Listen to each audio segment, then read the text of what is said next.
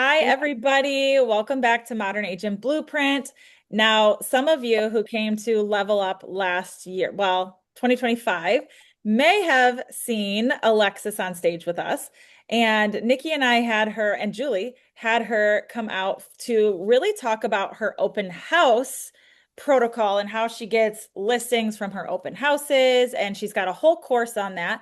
But I have noticed she does a lot for listings. And so I really wanted to bring her on here for you guys to really just talk about how to level up your listings. So Alexis, I think, kind of goes above and beyond just throwing it on the MLS and praying it sells. Like there's too many people, I think, who just throw a sign in the yard, put it on the MLS, and then say, catch you later, see you at the closing table. And Alexis is not that. She is quite possibly the opposite of that. So Alexis, thank you for joining us. I'm excited to see what you got for us. So I'll let you kind of take it from here. If everyone could, let me just do a quick like housekeeping thing. If you have a Yeah. question, throw it in the chat. If you want to interrupt and you have something you want to say, just pop off mute. But in the meantime, just stay on mute for just so we don't have like noises in the back and all of that. Otherwise, go ahead, Alexis. Why don't you take over? Yeah, well, I'm so excited that you guys all took the time to be on here today. I love connecting with agents and, kind of sharing what I've been able to do. Being like 27, I've been in the industry for about 6 years now.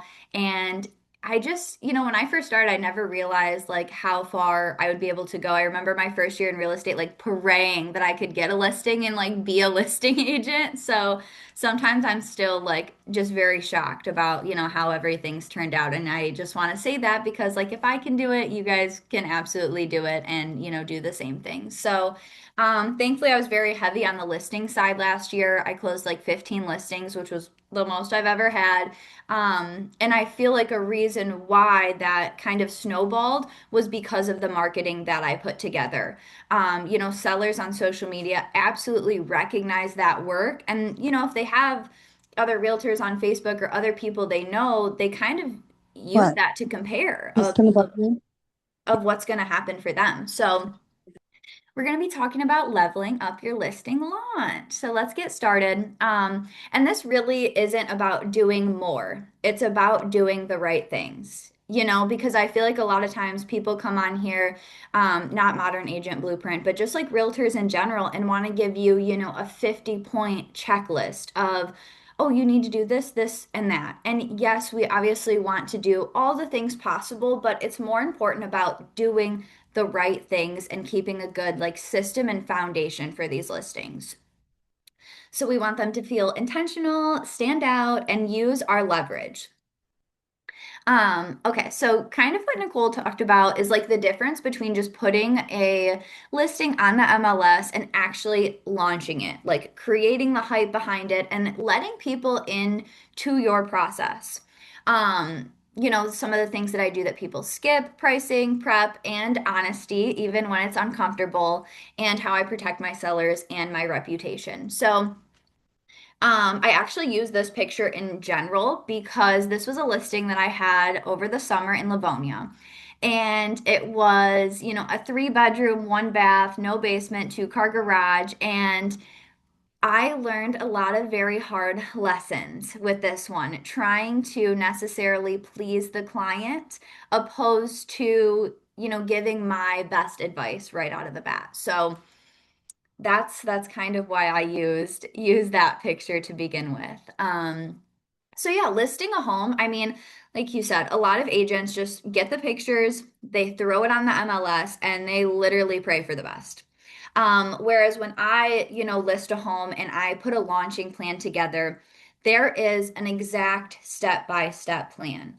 Not only like when I'm getting the pictures done, what type of videos I'm going to do, um, is it one of those homes that need the drone photography? Like, will that benefit it? Or does it have a 20-year-old roof where maybe maybe that's not ideal and you have to get it from a different angle? But you really do need to think of these things beforehand so you're not wasting time or money. Um, and then, of course, having some really honest conversations up front with your sellers and your clients are going to save you a lot of time. And then again, marketing with intention and controlling the story, not reacting to it.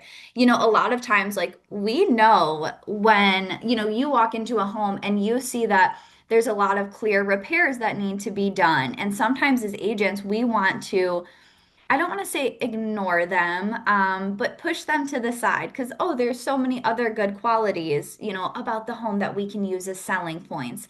And then at the end of the day, it comes back to bite us at inspection when all the things that we noticed already also came up at inspection. Um, so let's see. Let's start with pricing. Pricing is obviously the absolutely most important thing when it comes to a listing.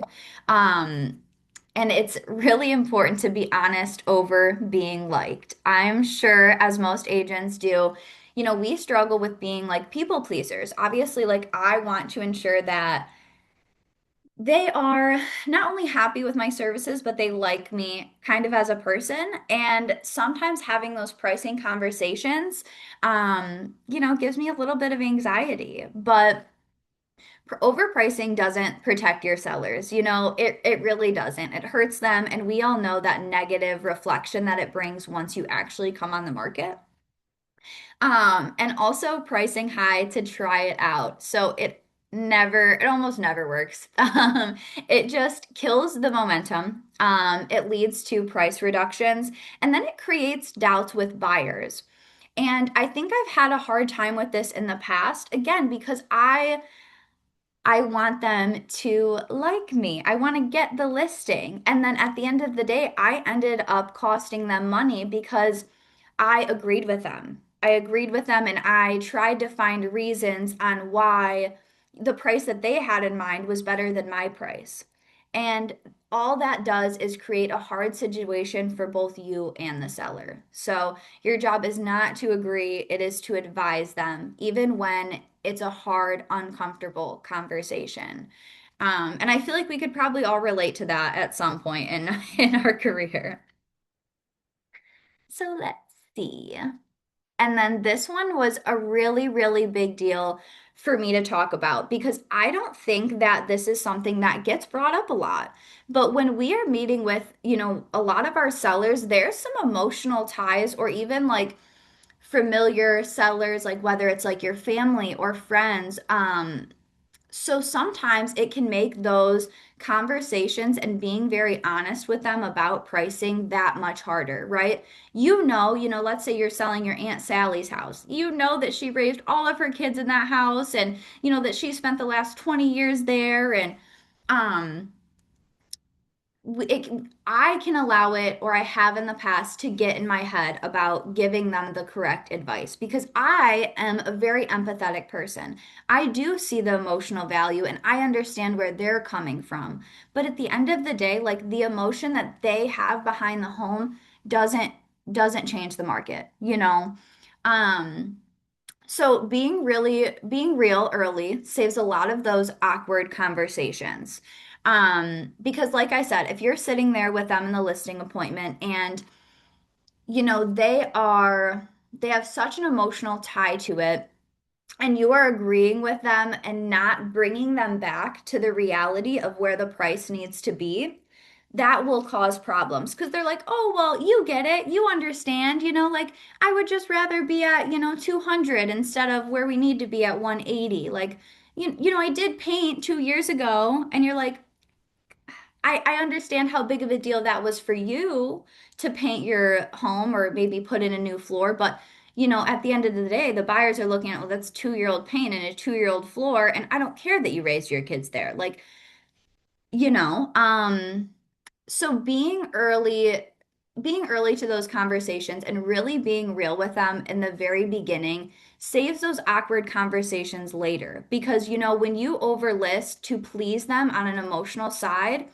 and you have to have a hard conversation, a week later, like, hey, we're not getting the showings that we wanted, we're not getting that type of activity.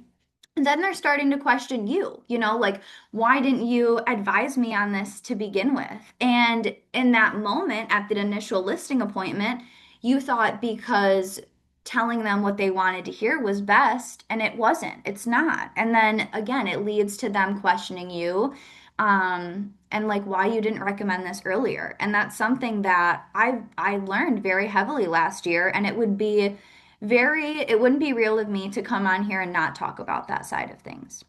Well, Um, Alexis, really quick. So Julie put in her in the comment, she said, or in the chat, she said, "What if they're interviewing multiple agents and you worry that another agent will list it at that higher price?"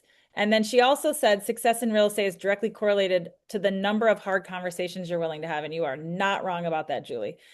So what would you say to Julie's first question? Absolutely. I would say at the end of the day, and I'm actually coming to a listing appointment this week where they've actually tried to sell the home 3 different times. It was overpriced, and I'm sure that they're most likely going to interview another agent as well, right? But at the end of the day, the numbers don't lie, and if you have the time and the money to waste trying to just land the listing to begin with, like, great, good for you. I, on the other hand, don't have, thousands of dollars to spend on a listing that I know is not going to sell at that price point. And, I think sometimes it's more important to be real with your client. Like, we both know the reality of what the market is saying, and it would be a huge disservice for me to tell you what you want to hear here. That's not what I am to do. And a lot of agents will do that. I think it's very important to make it clear that a lot of agents are going to feed you exactly what you want to hear, even though they don't agree with it, and they're going to waste your time and money. So, very hard conversations, but Julie's right. The hard conversations that you have really reflect your business and who you are as an agent. Um, Trust is built through honesty, not yes men behavior. I really like that because I'm like, yep, that's very true. So yeah, pricing is a marketing strategy. It really determines who sees the home, how the buyers are going to feel about it, and whether you get urgency or hesitation. So you really want to create interest when you are listing the home and competition. We are kind of in like a weird time, especially in, that January market where a lot of people are going to wait till spring to get like the most activity out of their home. So if you have, a seller that's willing to list in the winter, pricing it is so, so important because you still need people to come through the door. You can't kind of just like be like, okay, well, we're in the spring market, everything's gonna sell. That's not the case. And it's not worth it to waste your time or your seller's time for 90 days, hoping that if you overprice it, you're still gonna find a good buyer. Um, Really quick, Carrie said, "How do you handle," and maybe, okay, this is a perfect time to start before you get to this. Love. How do you handle pricing when the comps are inconsistent? Mm. That's always like that. I struggle. I love nothing more than cookie cutter neighborhoods. Right? Like, If yes. they could all just be cookie cutter, that would be amazing. It sure would, because you're like, okay, you're the exact home sold right next door. Yeah. But I think that's really important because we do have a lot of funky neighborhoods in Michigan, and I'm sure other states as well, where it's like we don't have an exact comparison. So as an agent, I think it's really important to like educate yourself on exactly like what is unique about their property, right? So, but not only like what's unique about it, but the value behind that and not the value that your sellers put behind it, right? So, your seller could put, let's say a $200,000 pond on their property. It's huge, it's gorgeous, it has this crazy filter system. But how much is the buyer gonna value that pond? That's what's important. How much is an appraiser going to put any value on these unique amenities that the home has? So I think it's important to do a lot of research when it comes to these like really unique things that a home can come with. Because at the end of the day, like as agents, we can kind of get a good gauge on how much an extra bedroom is worth or an extra bath. But then it gets kind of hard when, there's like features that we don't have anything to compare to. What if it has an extra 2-car garage on the property? I sold last summer, it was a property in Westland. So it was a beautiful redone ranch, everything top to bottom had been redone with high quality things. 3 bedroom, 2 bath, finished basement, and then it had a 3-car garage, and then behind it, it had a 2-car garage as well. There was nothing like that that could compare. We had a newer subdivision around the block, but again, those were, builds from like 2000s versus like our 1950s ranch that had been completely redone. So I think you have to be really, really careful and do a lot of research on whatever unique part of the property that, the sellers are going to want to focus on and that you need to kind of understand as well. Does that make sense? I think I ramble quite a bit. Um, But yeah, so that's definitely what I try to do. And I just do a lot of research so I know what the value is. So I can show that either to the new buyer, the appraiser, and then I also be realistic with my seller about the way they value something in their property might not be realistic to how everybody else values it. And then let's see. So I also think it's very, very important to prep them for inspections.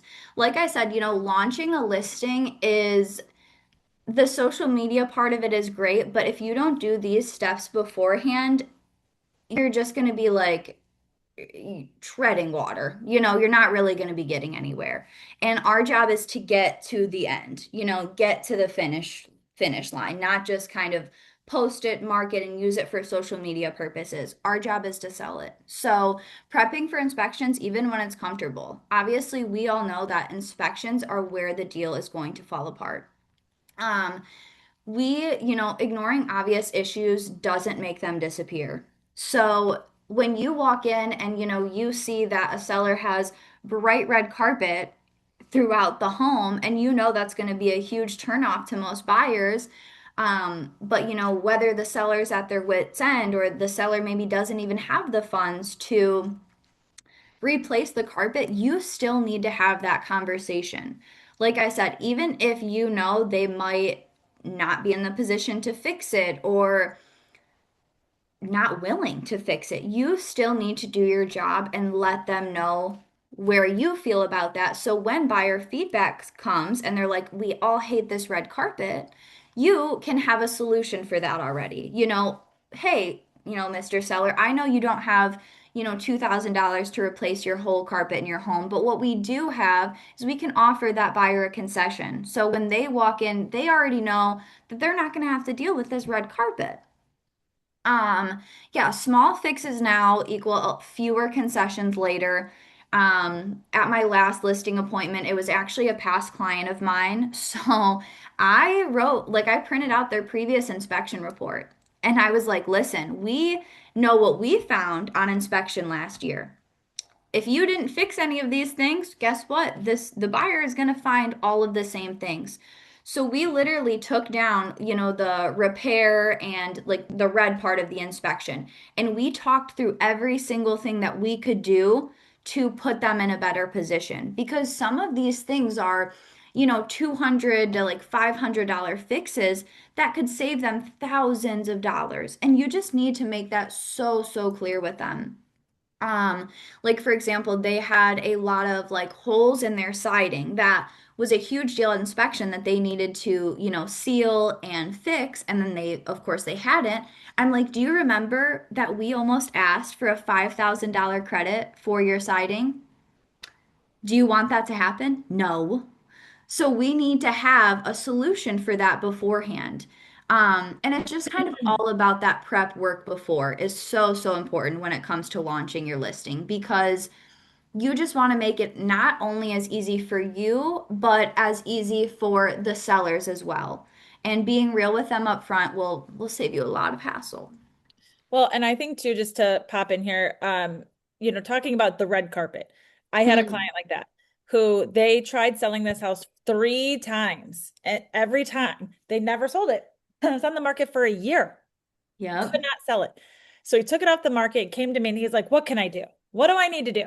And so I Yeah. told him, sorry, of course I'm gonna start choking the second I come off mute. I said, "Listen, this red carpet's got to go." And he had green carpet in the bedroom. And I was like, it's got to go. This is not what people want to see. It's too dark in here.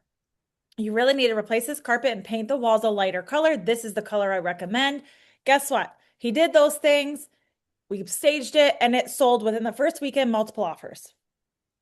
Like Beautiful. if you come with a plan. I know that there's some agents on our team who they basically will come with the plan. Like I love your idea of like printing out um the old inspection. That's so smart.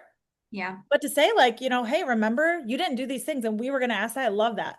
But having like the plan in place, like, hey, we know this got to be done. Here's my guys. Yeah. And, obviously, a lot of the listings that we're going to sell might not always be our past clients. But, if they bought the home in the last few years, you could also ask them, hey, like, let's look at your past inspection report. Let's see if there was any like huge items that came up that we could address to save you time and money later. And of course, as agents, we've been to lots of inspections. Like, we have an idea of, when some things look funky, if you can see like, signs of past water damage on the ceiling, like, immediate red flag. And again, those things are uncomfortable to say to people sometimes, especially when you know them, when you know the emotional ties that they have to the home. But that's when it matters the most. They are meeting with you and they're hiring you because they want you to advise them, because they trust you. So don't take that lightly and just try to please them, I guess is my the importance of why I'm saying this, because I've definitely done that before and it hurt both me and my seller. I'm humble enough to be real about that. So now this is the fun part. I think this is what Nicole really wanted me to talk about, so I finally got there. Is marketing beyond the MLS, right? So the MLS is absolutely required. That's the one thing that we have to do is put it on the MLS, and God, I hope everyone's getting like professional photography. But that is not the strategy, right? If no one's talking about the listing, honestly, it's just another home on the market. It's another house online. So, what can you do to ensure that you are getting the most eyes on this property, right? So, social media with intention. I start marketing the property as soon as I have that listing agreement signed. And I'm talking like I will take a picture of the home outside of it. Like when I leave, I'll get some pictures in between. Like I'll get some videos in between at my actual listing appointment. So I can talk about how I've got this new listing coming soon. I've got this cool, it's got this beautiful bathroom. Ask a little poll on Instagram. Like, would you like, would you like a bathroom like this? That's a weird way to put it, but you get the gist. You know what I'm saying? So if you can involve your social media as well in the process, in the journey, they also see the process unraveling, right? It feels like they are, waiting for the home to actually come on the market. They see like little tidbits and little information. And they might know like only like the location and, something cool about it, but they don't know every piece of information yet, but they know that it's coming and it gives them some excitement. It gives them something to look forward to. And also, if you want to generate your own leads, it is the perfect way to get their information beforehand. If somebody comments on, let's say, like, just the picture I posted of the outside, and they're like, oh, coming soon. They're like, oh, that's such a cute house. I'm like, right, this one's actually located in Mason. Like, would you consider searching in that area? Are you currently in the market? And now you're having a conversation with a buyer that you had no idea would have even been in the market or looking if you wouldn't have posted just like a small picture of the home. And that's before you even go live on the MLS. So I feel like it's so, so important that your marketing is also doing not only your sellers a service, but you a service in creating buyer leads. That's been huge in my business is using my listings to also create buyer leads and not just at the open house, way before that. Um, so like I said, I do like quick little walkthrough videos as well before we get on the market.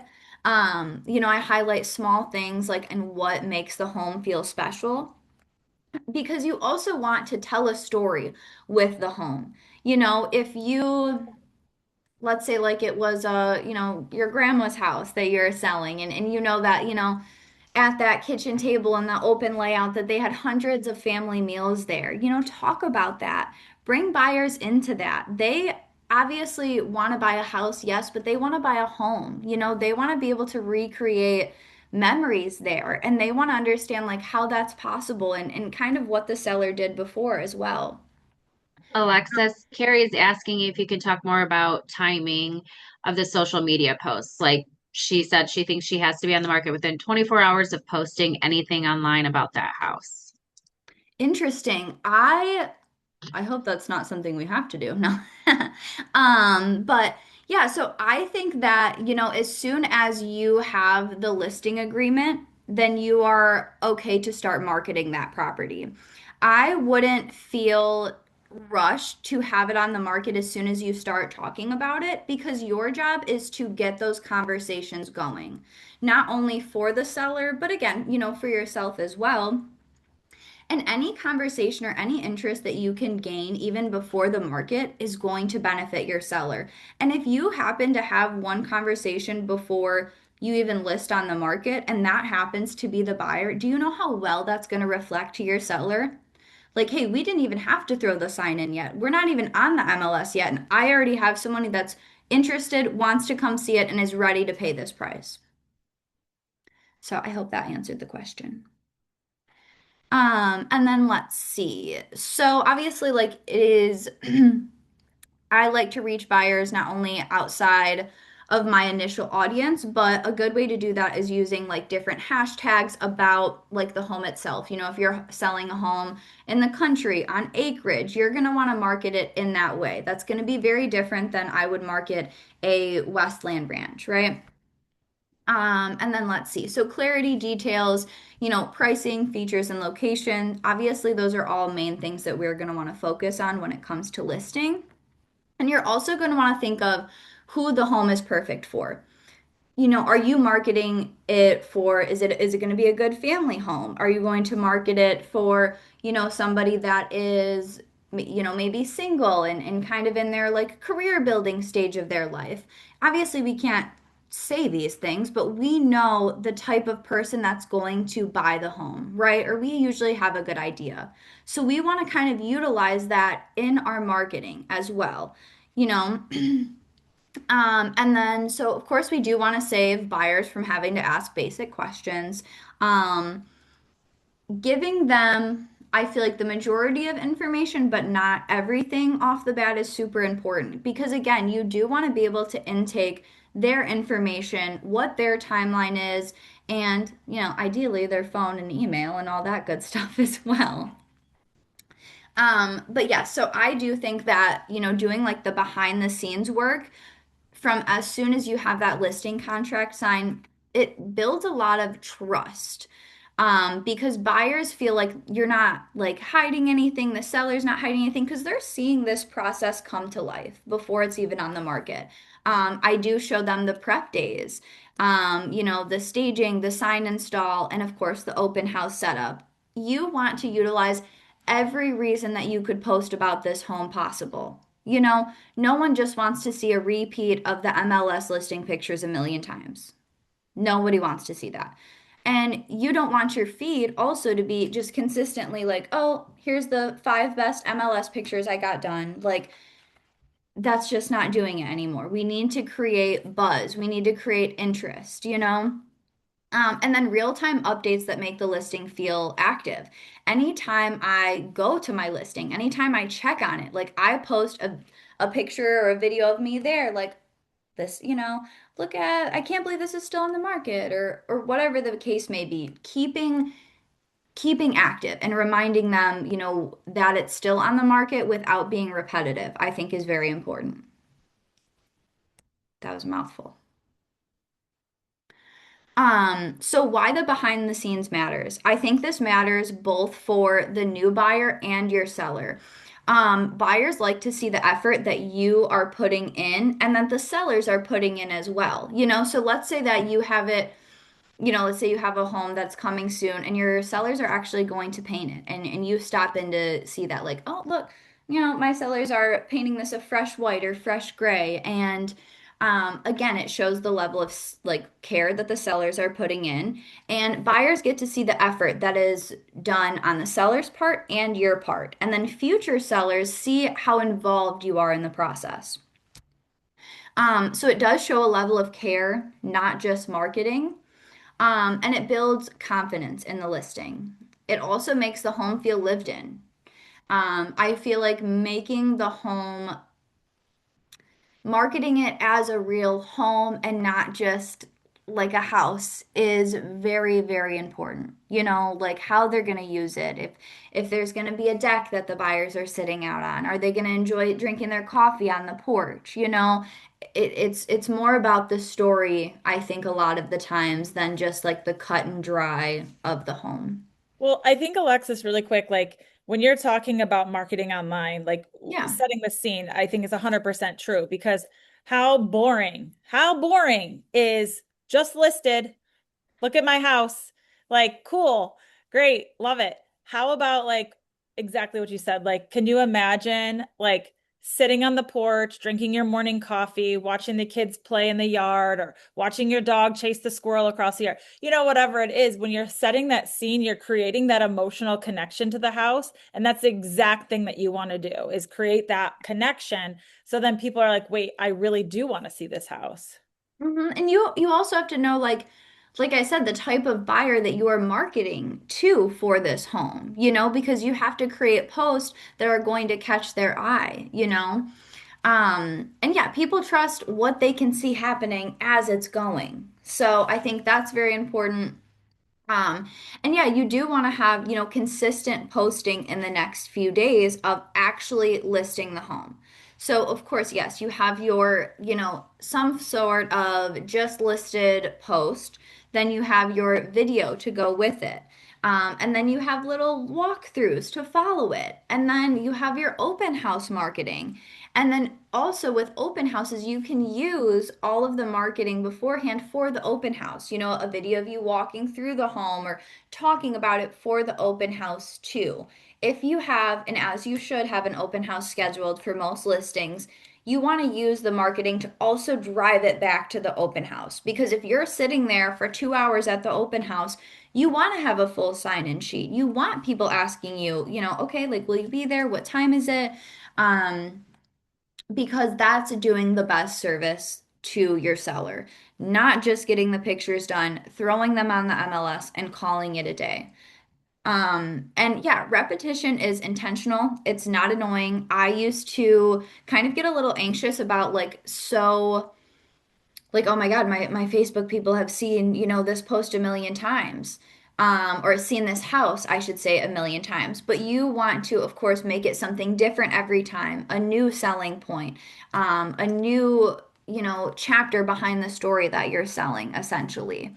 And, I don't think that they get tired of it. I do think that they show, again, a huge level of effort of you trying to sell the home. And it is much different than posting it one time and calling it a day. If your seller stalks your social media, do you think they're going to be more impressed with you just posting just listed or seeing 5 different videos of their home? You know? So yeah, more exposure equals Oh, more I'm confidence. sorry. This is a quick question that I just thought about.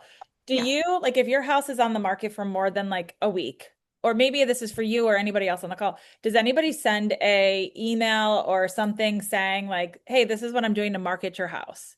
This is what I'm doing in the background. Does anybody do that? I was just thinking that would be a great like little like graphic or something. Like, here's the things that I'm doing in the background, like a checkbox next to everything that you're doing or something. I think that would be something we should create that, Marissa. I'm writing Yeah, it down I right think that's really good. I do kind of send them like a weekly update. Like, I've posted 2 reels, 2 posts, and it's been seen by X amount of people. They love to see that because you know that they're looking at their home on Zillow to see how many saves it's got, how many views it's got. You need to also come back with, yes, that's amazing, that's great, and I also have contributing an extra 10,000 views from my page alone you know? So I think that's very, very important too. And I think that's a Yeah, great way. I think that that's so. Marissa just posted it in the chat too. So, sold by Lindsay Bruhan, Grace Folius. They've both been on Modern Agent before. One thing that they do that I think this is brilliant is because they do so much marketing, they'll show like, hey, my Instagram video got 10,000 views, Zillow Yep. got 1,100. Let me, like, this is what I'm doing to market your property. Or Yeah. Alexis, like, you're taking over a listing that somebody couldn't sell, show how many views they had, how much, what theirs look like compared to when you have yours marketed. Yep. I'm glad you mentioned that. So for this listing in particular, they also posted a YouTube video of the home, right? It has 59 views since last year. My social media goes crazy in comparison to that. So Right. that is going to be a huge selling point, and it's going to reflect on me very well that yes, the last agent that posted a video of your home only got under 60 people to look at it. I'm getting a minimum of, 1,000 to 10,000 local people to look at, at least see your home and know that it's on the market. So I think that is so, so important. Anything that we can do to stand out, we need to let them know as well. It's not, obviously, it's super cool that, my social media gets a lot of views and likes, but it's only cool if your sellers also recognize that and understand what that does for them. That's my thought. I'm really glad that you touched on that. Also, community and credibility. So neighbors share listings more than agents a lot of the times. They want to have a good neighbor. They also want that home to sell. There's a lot of neighborhoods I feel like where like in my neighborhood in particular, like as soon as a listing goes up, like we're talking about it. Like like my neighbors will literally come over to me if I'm not listing it and they'll be like, have you seen that they listed for 240 like and it's still on the market or like what's going on? So it's important to use that buzz. It's really hard right now in a Michigan winter to kind of get out and talk to the neighbors. But today's a terrible day to do so, but I still make the time to get out there, flyer the neighborhood because it's more than the flyer. It's about being able to talk to the neighbors because there's a good chance that somebody in that neighborhood has a family member or somebody that they would like to also live in that neighborhood with them. You'd be surprised how much a neighbor will market the property for you. Um, and then, yeah, local businesses also extend reach. Something really fun that I like to do is I pick about five of like the local, businesses, small business, and I ask them if I can bring my listing flyer. We want to market to the people that are already living and working in that neighborhood.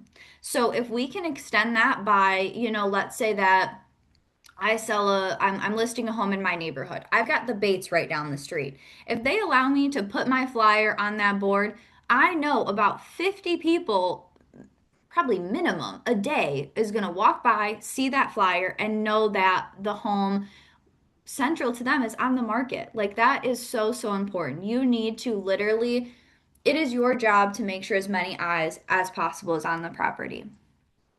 So yes, Well, and also you did this before and it's kind of, and I don't know if you're going to touch on it at all, but your open house stuff, you'll go and get like a local company, like you'll bring coffee from, a special local coffee place. You're tagging them in that yeah, video, then they're sharing it. Now you got even more exposure on something like that. Really absolutely. quickly, Carrie said, how can a 50-year-old increase views on social media? Now, Julie, Julie has been killing social media. So we can have Julie talk after we're done with Alexis's thing. But Alexis, do you have any quick tips for someone who's maybe not used to doing video or not used to marketing in this way on how they could get started? And I don't know if you have that going forward. I do. And Carrie, I think that's a really important question to ask because when I started in real estate, like I was 20 years old. So I felt almost the opposite of that, where like they're not going to trust what I'm saying. They're not going to know what I'm talking about. And I was so young, I would literally go on Facebook Live stuttering on my words, like literally falling over myself when I was speaking. And as embarrassing as it felt in that time, people related to that.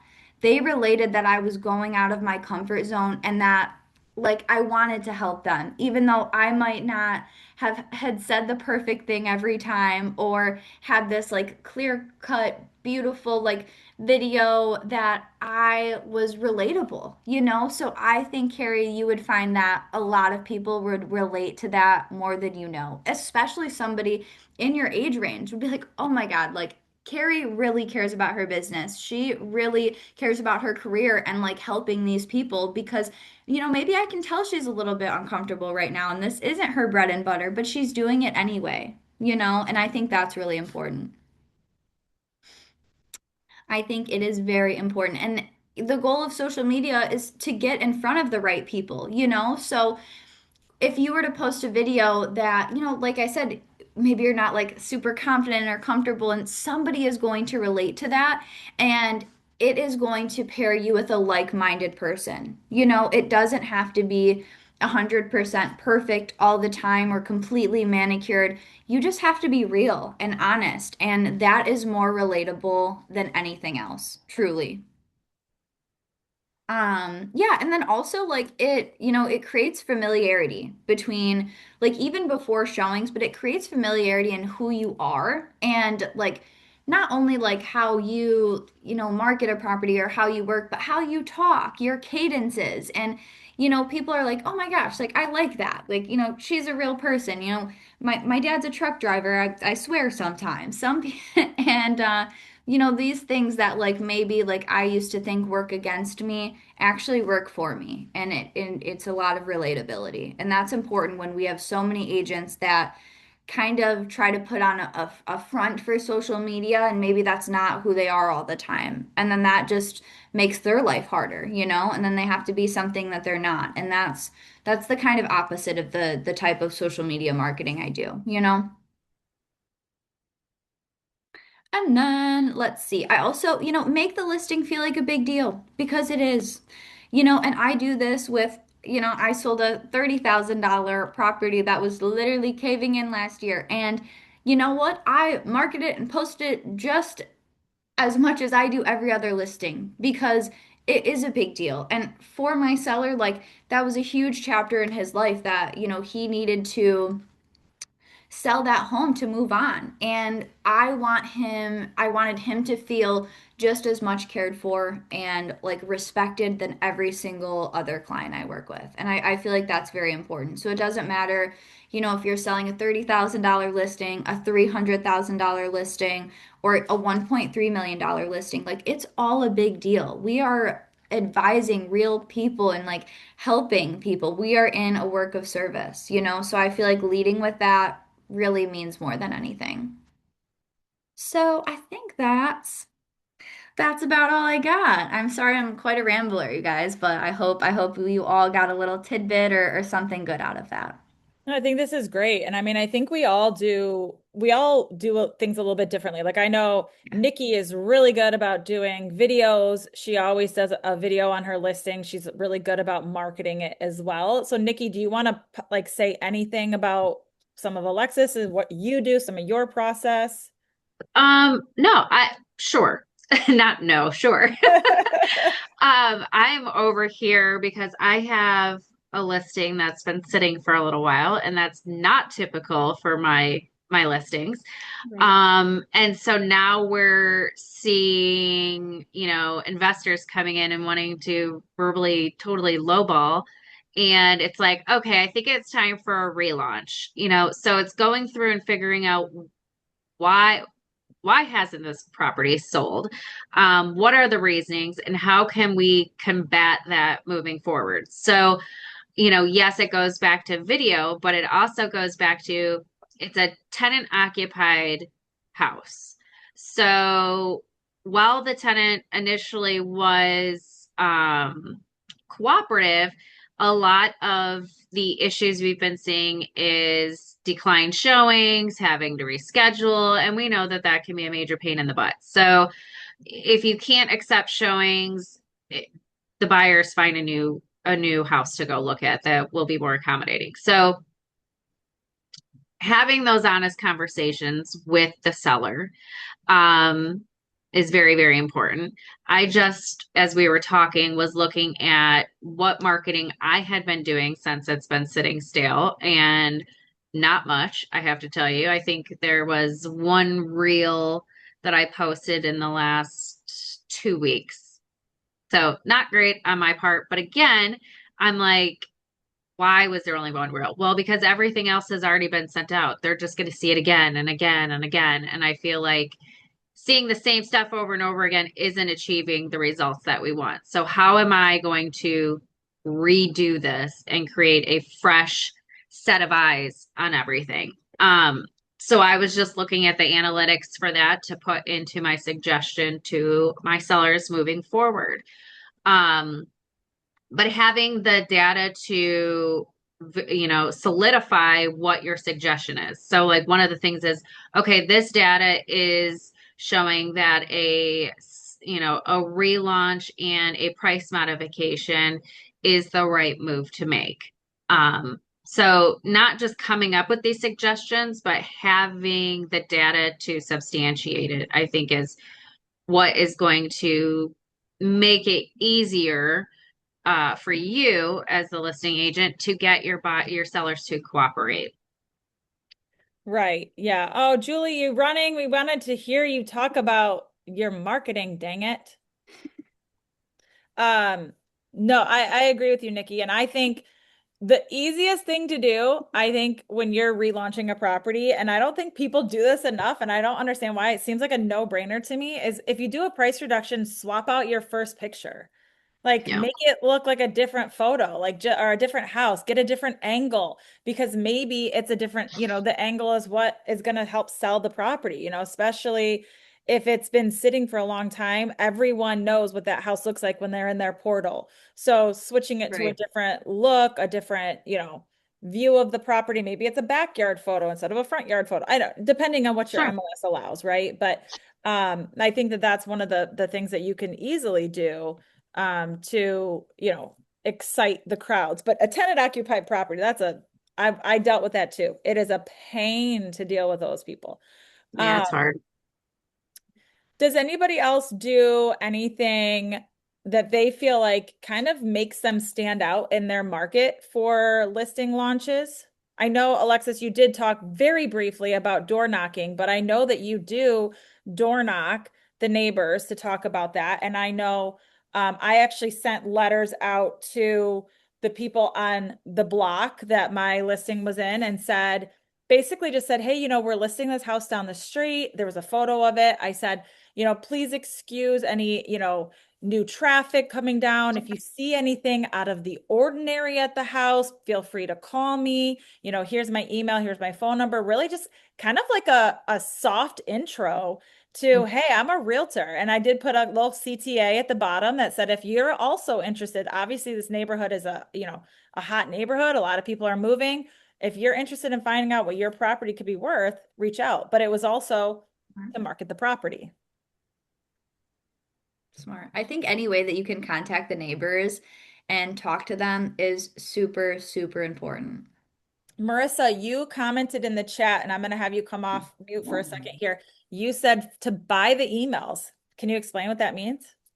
Yeah, so I have a tool which most title companies offer it, but you could probably even, I mean, there's a million ways that you can buy emails.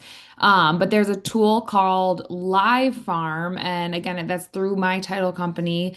And you can just like basically circle prospect, put like a farm of the house of the listing that you're doing, and then you can reverse prospect for phone numbers and emails, and they are verified. So you won't necessarily get like every single one. You're only going to get what's verified. And then I just buy them. You can also, I pay. So my title company gives me the tool for free, but I pay like 20 bucks a month or something to get like additional special data where it tells me like who just got divorced, who just got married, what's their equity in their home, like some like back end data like that, because then there's a tool in this that says like analyze that for likely movers, and it will push that. So then if I'm spending real money, or if I'm going to spend like postcards, or if I'm going to do handwritten notes, or if I'm going to door knock and I only want to go door knock people that might be moving, right? Like, and I don't want to just go walk a huge neighborhood, I will use the likely mover part of that and pull those. But I'll usually end up just buying all the emails because they're like 6 cents or something an email through this tool, or a phone number. And then I just, yeah, I target those people. And that's something I had not really ever really thought about before I started working with Marissa. And she was pulling stuff for me for data for other listings and other stuff as well. It's just, it's a smart idea. So Marissa, can you put the name of that in the chat? Yeah. And I can probably. Live Farm, thank you. Does anybody else have any questions or anything that they do differently? Carrie, you've been a realtor for a while. Like, is there anything that you do differently in the market that we're in for you? You seem to get a lot of listings. So, Well, one thing we haven't mentioned is a broker open. So like having a broker open house, and I'll try to time that because we have pretty strict MLS rules in terms of timing. I was the one who asked that question earlier. So I might have a broker open house on a Tuesday, and then the listing will go live on a Wednesday. And that seems to be compliant. And the broker opens are fun because A, it's a party and you can kind of meet other agents. I've only done this really for properties in the upper price points, but it's kind of just fun to meet each other. And they usually give me some feedback about pricing. Like I'll ask, like, hey, if this was your listing, what would you price it at? And it's almost always lower, than what the seller wants. But that's because, like you, Alexis, I don't like to be the bearer of bad news. Like I'll be the messenger, but I don't want to like have it be coming from me like I think it's too high, because I feel like my motto is like everything surprises me, but nothing surprises me. So sometimes, a home will be priced really, really high and it sells and I'm surprised. But then other times I feel like it's priced reasonably and everybody thinks it's too high. So I'm surprised.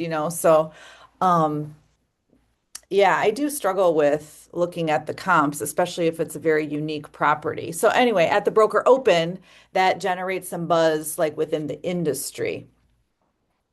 well, it also, I mean, you're right, it gets people in the door. Now you're developing relationships with other realtors. That's always helpful when it comes to offer writing time and whatnot. I do like that idea. I've actually never done a broker open. I think that's a good idea. It's nice. And I usually get a lender to partner with me and bring some of the food. And then I like your idea. If it's a local business, yeah, I should be better about that, like tagging them and seeing if they could be like a collaborator, because then it goes out to all of their people as well. Yeah, so Look it's a at fun, look it's at you knowing collaborator, Carrie. You're not new to this. Well, what's funny is I was just looking back at my Instagram and I'm getting like 200, 300, 400 views on stuff that I post, which whatever, that's just a number. I don't know if that's good or bad. But then I posted of my husband trying to put a for sale sign in the frozen ground, and that got like over 600 views. So I'm like, why is my husband getting all the attention? Well, you know what it probably was? He was doing some action, like anything, like the videos that show you, like, I follow this girl and I could not tell you what her name was, but she always talks about like one thing that you could do when you're doing a video is like you start pouring a coffee or you pour a drink into a thing and you're swirling it around while you're talking about the property. That is like a pattern disruptor. And so it makes it more interesting when you're doing something other than just staring at a camera like this and talking. This is not as exciting. But if you're doing something while, like, have you seen the video? Somebody's like painting their nails and they're just talking about something. They're like, what does painting our nails have to do with this? Or stirring coffee or mixing up a salad or whatever you're doing. That is the time that you're gonna disrupt their scroll and they're going to be like watching you more like, why is Carrie, stirring a salad while she's talking about this house? But honestly, it's something different. It breaks up what your normal content would be. All right. If you see me stirring up a salad on my social It's media, lunchtime. I want to see it, Carrie. All right, guys. I'm gonna check the chat one more time. Okay, Marissa put in the chat live farm and who to reach out to if you guys have any questions about that. Alexis, thank you so much for being on today. I really appreciate it. Good luck at your listing appointment. And if you guys, I did put in the chat earlier, all of our videos are recorded. They are on YouTube. So if you ever want to go back and watch, we have an entire library. Nikki and I have worked our butts off for the last couple of years, and they're all on YouTube. So feel free to go back and watch what makes most sense to you. There's a ton on there about social media, Carrie, and for everybody else. But please feel free to reach back out. And Alexis, thank you so much. I appreciate you.